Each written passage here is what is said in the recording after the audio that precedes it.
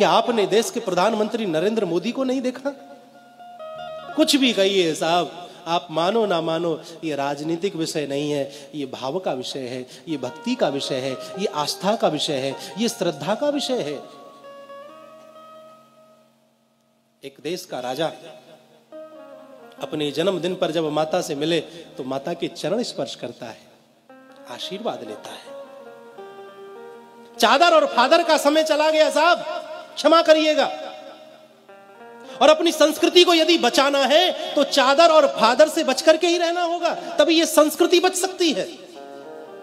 वो समय चला गया जब कहीं जाकर के चादर चढ़ाई जाती थी, कहीं जाकर के फादरों से मिला जाता था। अब समय वह आया कि जब अन्य किसी देश का राष्ट्रपति प्रधानमंत्री आता है तो हमारे देश का प्रधानमंत्री उसे ले जाकर के गंगा जी की आरती कराता है। महाराज, ये दृश्य मंदिर देवालय में ले जाकर के बड़े बड़े राष्ट्रपति को बिठा देता है, मंदिर दिखाता है, ये देखो हमारा ये मंदिर, ताजमहल दिखाने वाला समय चला गया साहब। इस देश की संस्कृति को मजबूत किया जा रहा है और फिर भी हिंदू ना समझे तो फिर समझ नहीं सकता। वो संवैधानिक दायरे में है, वह आपको स्पष्ट रूप से नहीं कह सकता, वह आपको झलकियां दिखाता है। जब वह पशुपतिनाथ में जाकर के 8-8, 10-10 घंटे बैठ करके ध्यान लगाए और जब बाहर निकले मस्तक पर त्रिपुंड हो, गले में रुद्राक्षों की माला पड़ी हो, तो वह संकेत देता है, देखो मैं राजा बन गया हूं लेकिन अपने सनातन धर्म को मैं भूला नहीं। जिस प्रकार मुझे प्रधानमंत्री होने के बावजूद भी हिंदू होने पर गर्व है, उसी प्रकार प्रत्येक हिंदू को अपने हिंदू होने पर गर्व करना चाहिए। जब केदारनाथ में हमारे देश का राजा जाए और वहां ध्यान मुद्रा में बैठे और जब वहां से निकले भगवा वस्त्रों में, मस्तक पर विद्यमान त्रिपुंड, गले में पड़ी हुई रुद्राक्ष की मालाएं, वो चाल, वो शान, वो आंखों में तेज, अगर इस तेज को देख करके भी हिंदू ना समझे तो मैं समझता हूं कि फिर हिंदू समझ भी नहीं सकता है।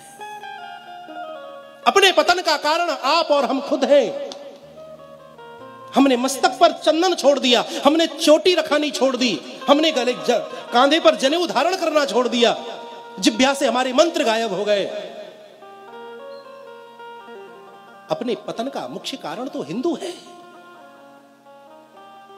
कितने आताताई हुए महाराज, बड़े बड़े राक्षस इस पृथ्वी पर जन्मे, वह सत्य सनातन धर्म को नष्ट नहीं कर सके।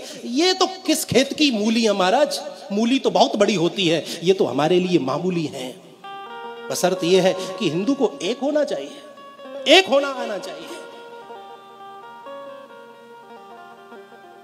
अच्छा लगता है।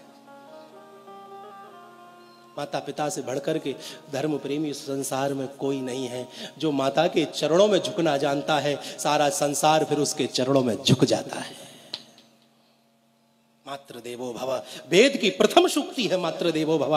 पितृ देवो भव, वेद की दूसरी शुक्ति है। मेरे भाई बहन, कितनी भी कावड़ ले आइए, कितने भी व्रत कर लीजिए, कितनी भी परिक्रमा कर लीजिए, लेकिन तुम्हारे घर में बैठे हुए तुम्हारे माता पिता, सास ससुर तुमसे प्रसन्न नहीं है, तुमसे खुश नहीं है, तो मंदिर में खड़ा हुआ जो मूर्ति है, जो एक पत्थर है, वो आपके लिए भगवान नहीं हो सकता।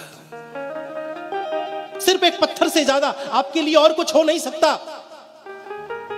जब घर में बैठे हुए माता पिता तुमसे प्रसन्न नहीं है तो मंदिर में खड़ा हुआ भगवान या बैठा हुआ भगवान तुमसे कदापि प्रसन्न नहीं हो सकता है। ये बात मैं आपको बड़ी जिम्मेदारी के साथ बोल रहा हूं। अपने माता पिता से प्रेम करिए साहब। ये जब तक जीवित है इनका सम्मान करिए, इनका सत्कार करिए, इनका आदर करिए, इनकी आंखों में कभी हमारी वजह से आंसू ना आ जाएं।